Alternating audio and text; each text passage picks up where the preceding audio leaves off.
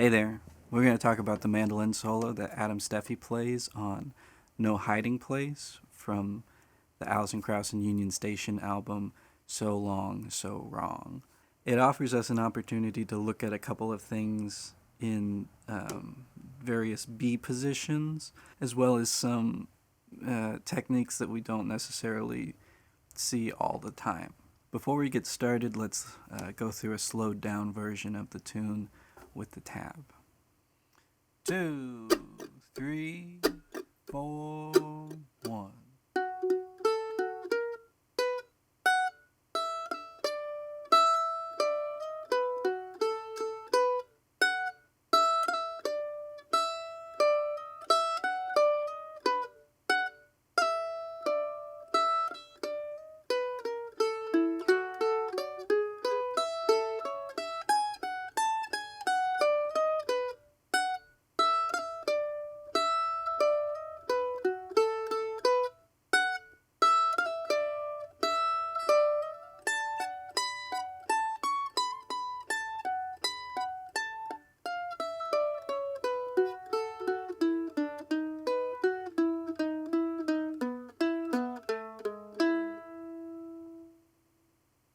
So we're going to look at this first opening little bit here.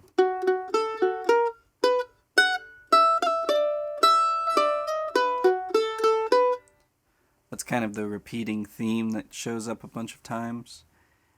And so we're starting with these two fingers in our B position.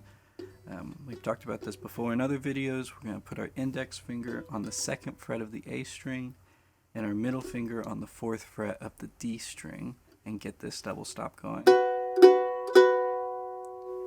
That's going to sort of be our home base for all of this. We're essentially treating our index finger like a capo in some ways. So these two fingers, our middle and ring finger, are going to be doing a lot of the stuff that our index and middle finger would be doing otherwise.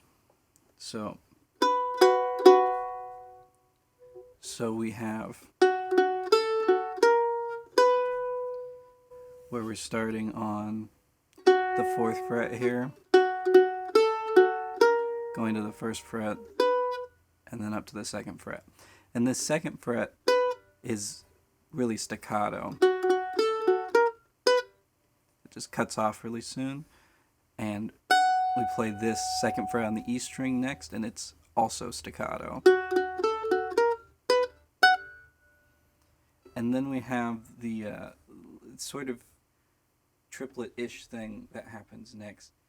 It's going to be open, 1st fret, and then a pull off to the open string. But rather than having it be sort of an evenly divided triplet where it'd be like, it's more of this, it's like we're playing 2 open E strings and we're just catching this 1st finger right at just barely happening. I don't know, it's kind of weird to explain. Here's how it sounds. So you see, that's a little different than it's really quick. So what's happening is we're going to do a downstroke on the E string, and then we're going to put our index finger on that 1st fret, and we're going to play an upstroke, but at exactly the same time, essentially, as we do that upstroke, we're pulling away. And you can sort of see my wrist is rotating to get some of that power. So when we move on from that, go to this 5th fret, have another open E, and then we have this slow slide. You'll see sort of how it's written in the music. It's written like 5th fret, this D note, D natural, and then a tied note into like a ghost note thing, just a little tied note, and then the slide. The difference being it's the same thing as the weird pull-off thing we just did. Instead of having it be an evenly divided slide of 1 and, it's just we're holding out that 1st note a little bit longer and going 1 and. So here's what that sounds like.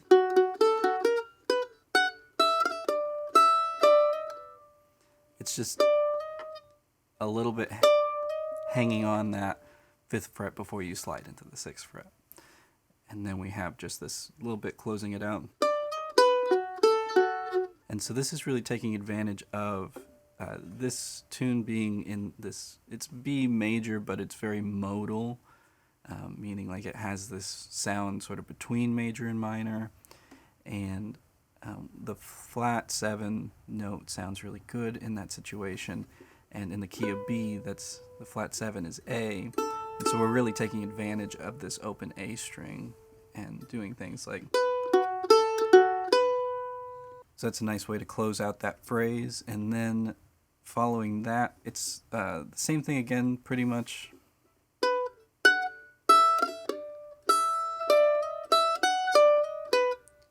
And then we have the same sort of thing happen, but it's a little bit different this time. So for one thing, that pull-off is now, it's not going to be an even triplet. It's going to just be 8th notes. There's no triplet, so we're going to play that 1st fret and then pull off on 1 and. So that sounds like...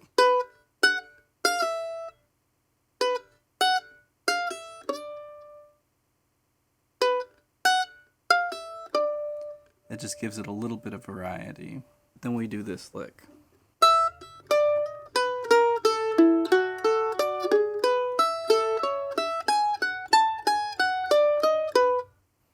So there's a lot there. Let's break that down a little bit.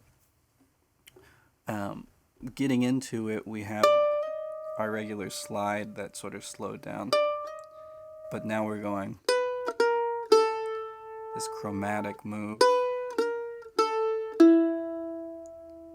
And we're setting up, we're going to still be in this position, but it's going to move around in an interesting way. So we're going to go,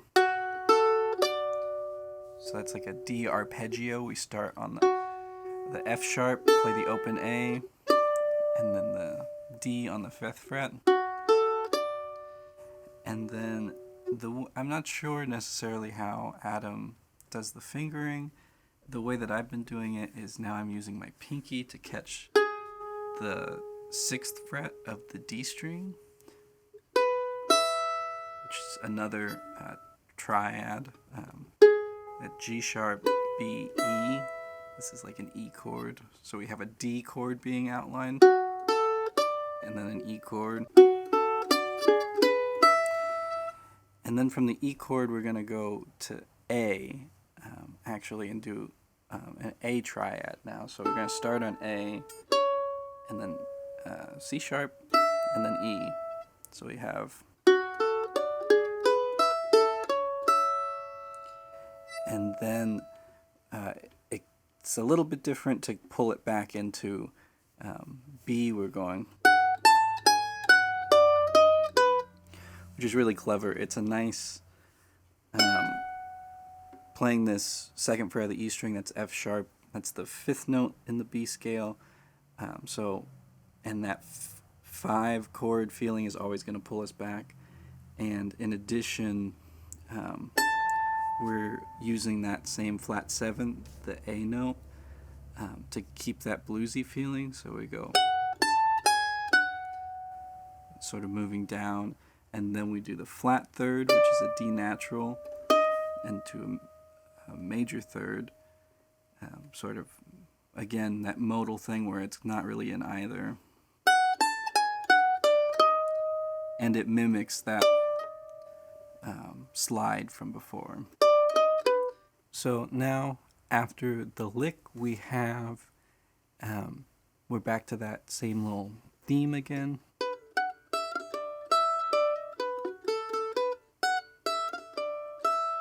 But now we're going to go to a different little ending thing. We're going to go up to 3rd position, but not the usual. A lot of times when we talk about shifting from 1st position stuff to 3rd position, a lot of times we're talking about this position, at least in the case of like B or whatever.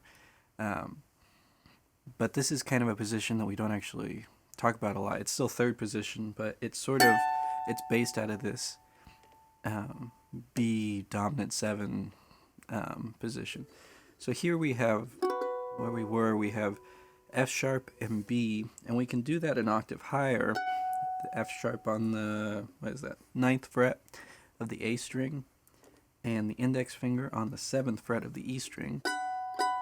Let's switch fingers. Let's use these two middle fingers. So we're going to go ring finger on the 9th, and we would use middle for the 7th. But we're actually not going to play the 7th. We're going to use our index finger on the 5th fret. So we have ring finger on the 9th fret of the A string, and our index finger on the 5th fret of the E string.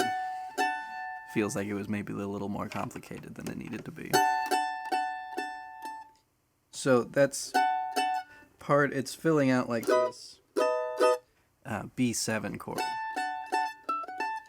And we're going to do some fun stuff here. So we're sliding into that from this 5th fret after we go.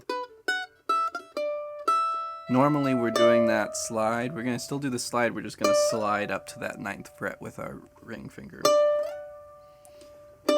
And it's that same thing where we're sort of lingering. Oops. It's not even 1 and, it's 1 and, I don't know. It's hard to do slow. But once we're here, we're going to do, which is really similar to the, it's literally the exact same. It's just an octave higher. And then we're going to do this little triplet thing. We're doing the middle finger on the 7th fret and doing the 8th fret with the ring finger. And the way that this triplet is it's one of my favorites. We're playing that 7th, hammering onto the 8th, and then picking the 7th. So you can think about it like as if you were doing down, up on just the 7th fret, but you're adding a hammer on in between those. So we have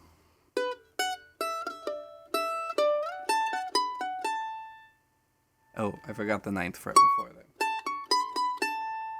Yeah. So the whole little lick here is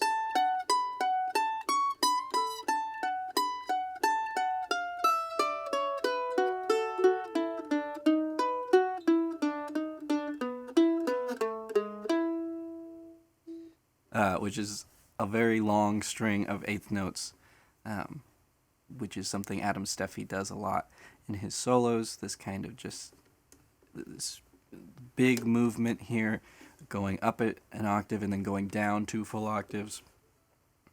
So we have that.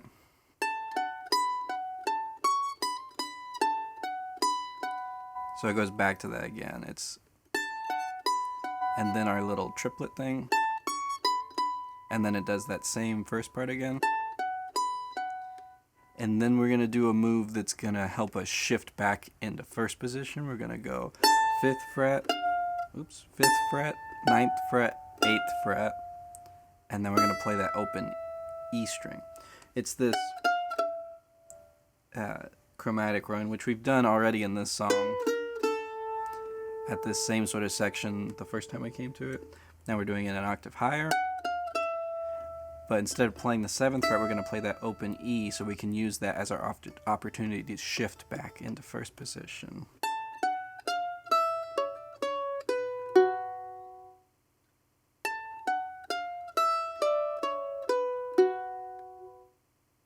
Really slick. And then after we do that, we have... So we're going to this version of a B chord, and it's sort of... It's not really a shift, but you are moving your index finger back a little bit so you can play the 1st fret, and then using your middle finger on the 2nd fret, which we don't usually do.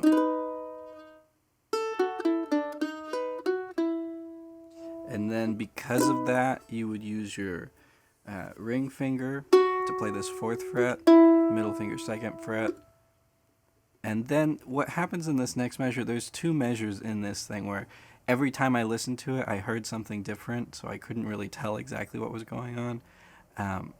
The way that I have it written originally was,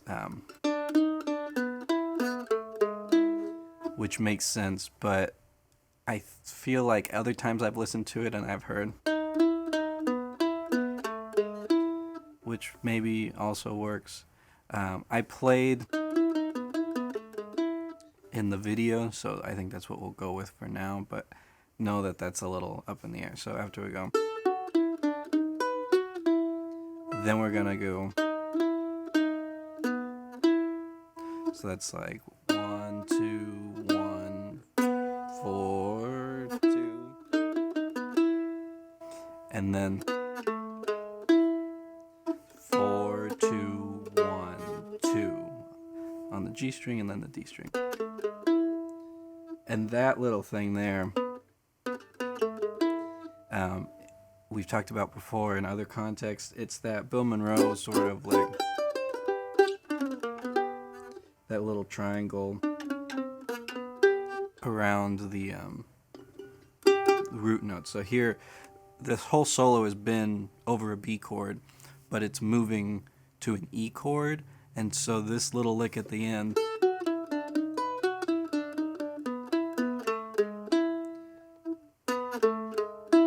is moving us to that E.